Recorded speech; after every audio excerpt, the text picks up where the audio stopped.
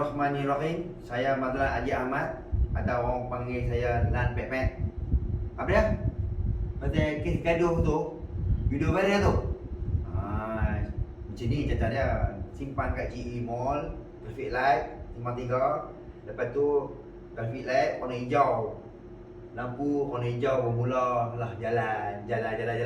So tu hamba Allah ni dia penghantar barang. Lepas tu masa tu dia tengok handphone. Saya pin horn.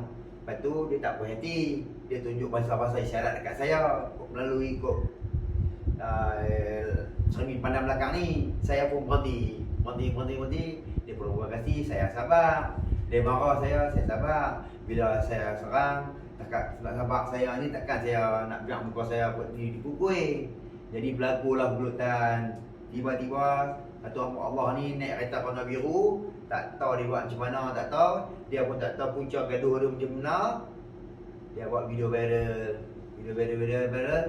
Saya pun terus tengok video viral tu dalam grup WhatsApp. Bila dalam grup WhatsApp, saya pun tak payah hati, saya pergi buat report. Saya kata, ini dah jadi macam kes slang pula dah. Kami bergaduh dalam beberapa saat dan selesai tu. Terus dah buat selesai apa semua, saya pergi buat report. Saya buat covering report yang sebagaimana yang dimaklumkan. Pergi buat report. India tu tak report lagi. 2-3 hari tu baru dia buat report. Lepas 2-3 hari, kita mengucapkan terima kasih kepada kita punya IO yang bertugas panggil hamba Allah tu, dan kes kami ni pun dah buka semoga dah selesai. Jadi saya ucapkan terima kasih kepada bro yang penghantar barang tu.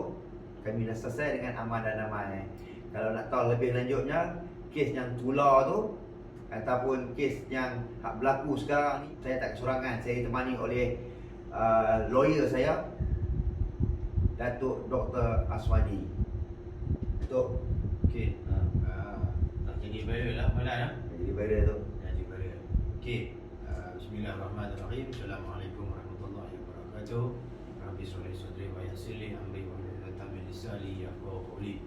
Jadi alhamdulillah hari ni Malan berada dengan saya dan berada di firma saya pada hari ni untuk sebenarnya kita buat explanation sikit lah. Okay, walaupun kita dah tengok ada beberapa video yang seolah-olah menunjukkan satu explanation, jadi mungkin masih ada menimbulkan ketidakpuasan hati. Jadi sebenarnya benda ni kalau tengok dia berlaku seperti mana fakta kes yang diceritakan oleh Abang Las sebentar tadi, dia melibatkan sedikit salah faham. Okay? Dan pada ketika itu satu teguran secara elok telah dibuat, namun begitu mungkin telah disalahartikan oleh si rider tersebut. Maka dalam keadaan demikian, kalau tengok pun sebenarnya dia bukanlah masih mewujudkan satu pergaduhan, dia lebih pada satu perselisihan. Okay? Dan video viral oleh wanita tersebut yang telah membuat satu komen yang seolah-olah telah menghakimi kata Lan Pepet menyerang. So jadi sebenarnya itu adalah satu prasangka. Dan sebenarnya apabila berlaku keadaan tersebut, Abang Lan telah menghubungi saya dan saya telah menasihati Abang Lan supaya terus membuat laporan polis berkenaan perkara sedemikian. Dan semasa laporan polis itu dibuat, rider tersebut masih belum lagi membuat apa-apa laporan polis. Hanya beberapa hari selepas tu barulah laporan polis dibuat oleh rider ataupun brother tersebut. Okey. Jadi selepas tu baru IO memanggil Abang Lan. Okey, untuk ke IPD untuk memberi keterangan dan bersemuka lah dengan rider tersebut. Rider penghantar barang tu. Jadi seolah-olah boleh dikatakan bersemuka, kononnya bersemuka dengan mangsa lah. Tapi akhirnya bila bersemuka dalam satu keadaan, akhirnya rider tersebut menyedari kesalahannya dan beliau menarik balik report tersebut. Maknanya di sini kalau kita tengoklah, boleh dikatakan tak ada lah apa-apa kesalahan daripada pihak Malan, sebab rider tersebut telah menarik balik report. Sebenarnya kalau kata kesalahan tu berlaku yang memangnya berpunca daripada 100% punca daripada Malan, saya yakin rider tersebut mesti akan mengeluarkan saman civil lah, okay? Atas mungkin kecederaan ke, kerugian yang dialami ke, ya. So So jadi kebanyakan komen-komen ataupun video yang diviralkan itu tidak menunjukkan keadaan yang sebenarnya. Okey. So jadi saya di sini cuma untuk menarik sedikit perhatian lah terdapat beberapa kes atau keputusan mahkamah yang telah menunjukkan bahawa komen-komen yang tidak sepatutnya akan terjumlah kepada satu bentuk fitnah. Dan kalau kita tidak mengambil satu video yang biasanya kita akan ambil satu video yang hanya menunjukkan kesalahan setakat perkara itu saja, sedangkan kalau berlaku kes, siasatan sebenarnya akan bermula daripada awal. Okay? Dan kita pun tak boleh jump to the conclusion, sikap ataupun keadaan amalan macam mana. Dan kita pun tidak boleh mengungkap balik bila kejadian ni, mengungkap balik kes amalan yang terdahulu. Sebenarnya saya sedikit kecewa. Sebenarnya kes itu tidak dirujuk kepada mana-mana pengamal undang-undang oleh amalan. Sebelum itu saya agak kecewa sedikit lah. Sebab kalau dilihat semula daripada kes itu pun sebenarnya tidak patut. Ini benda dah habis lah, tapi oleh kerana dia diungkit ataupun dia diungkap semula bila kejadian ini berlaku, diungkap kata sebelum ni berlakunya kes yang security guard tu.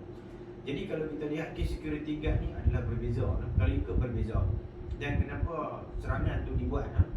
Kerana ketika itu ada berlakunya unsur provokasi yang serius. Nah, unsur provokasi yang serius ni dia adalah satu bentuk dalihan ataupun satu bentuk dalihan undang-undang yang mana boleh diguna pakai oleh tertuduh. Namun dalam keadaan ini mungkin amalan dinasihatkan untuk berdamai, maka dengan demikian beliau mengaku salah dan dikenakan denda. Okey, dan 2 tahun yang lalu. Tapi bila berlaku kes ni diungkapkan seolah-olah amalan memang begitu sikapnya dan memang buat salah. Dan untuk makluman para netizen di luar sana, sebenarnya amalan telah pun sekarang ni boleh dikatakan seorang businessman yang sangat bergiat cergas dalam boleh dikatakan dia, walaupun kita tengok bisnes ni ataupun bisnes belacan ni, tetapi bisnes ni sudah menjadi satu komersial sehingga kita akan menandatangani satu MOU dengan Besong Mat untuk amalan supply dia punya produk ni kepada rangkaian Besong Mat. So jadi berbezanya amalan sekarang adalah seorang, selain daripada seorang artis yang masih mantap, masih terkenal, beliau juga adalah seorang businessman yang sedang mengorak langkah kejayaan. So jadi dengan demikian beliau telah pun melantik firma Abang kita untuk menasihati beliau dari segi nasihat peribadi, termasuklah menasihati bisnes beliau. So jadi beliau sangat jaga benda-benda ni. Jadi perkara ini bila berlaku pun, oleh kerana keadaan ini berlaku, beliau berada di Kuala Lumpur dan kita pula dalam kawasan kita pula perintah kawalan pergerakan. Jadi keadaan itu telah menyebabkan kita terhad untuk seberapa segera yang boleh untuk kita memberi nasihat kepada beliau. So jadi saya mengambil keputusan untuk saya panggil amalan dan kita buat video ini dalam untuk kita menjelaskan keadaan sebenarnya dari segi sudut fakta dan dari segi sudut undang-undang. Bukanlah niat kita ataupun niat kami berdua di sini untuk menunjukkan membela ataupun what we call defense, untuk menunjukkan yang kami tak salah apa-apa, bukan cuma adalah tanggungjawab saya nak bagi clear, bagi clear. Bukan kata nak ego ke apa, tak. Tanggungjawab nak bagi clear. Dan untuk maklumat tuan-tuan, amalan dia tidak sejak setahun yang lalu dia tidak berkeseorangan. Apa-apa saja benda yang berlaku, masalah ataupun apa-apa yang perlu dia rujuk, beliau telah mempunyai peguam yang bertindak sebagai penasihat undang itu sendiri. Okey, iaitu firma kami lah. Yang akan bantu dalam semua keadaan. Jadi penyelesaian atas kes yang terbaru ini pun bukan yang penyelesaian dengan cara amalan pergi settle jumpa, bukan Ini memang pergi ke balai dan hasil daripada perbincangan di balai bersama dengan yang dihormati IO, dan beliau si mangsa sendiri telah menarik balik kes. Thank you bro. Bukannya kata di sini kita pun ucapkan terima kasihlah dia tarik balik kes, tapi sebenarnya tidak ada satu paksaan, tidak ada apa-apa pun yang kita tunjukkan. Tapi memang benda yang berlaku di situ memang dia tarik balik kes. Jadi kalau kata ada kes yang berlaku lagi selepas ni pun apa-apa benda, tak kisah apa benda pun, bukan kata satu keadaan amalan akan rujuk kepada kita terlebih dahulu. Dia tak akan pandai-pandai. Sebab tu masa kejadian berlaku tu, saya cepat-cepat suruh amalan buat laporan polis, kerana ini nak menunjukkan cover report kes sebenarnya, apa yang berlaku sebenarnya.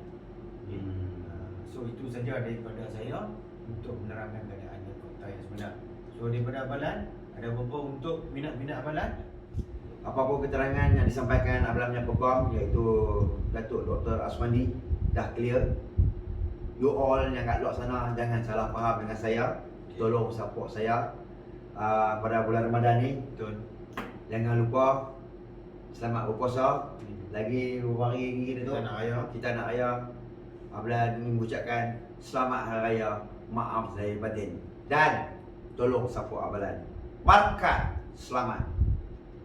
Okey, itu saja daripada amalan. Saya harap daripada penjelasan kami ini clear semua. So jadi dengan keadaan itu, saya ucapkan terima kasih kepada semua peminat-peminat amalan di luar sana. Dan saya dengan itu, sekian wabillahi taufiq wa hidayah. Assalamualaikum warahmatullahi wabarakatuh. Terima kasih, Tok. Terima kasih.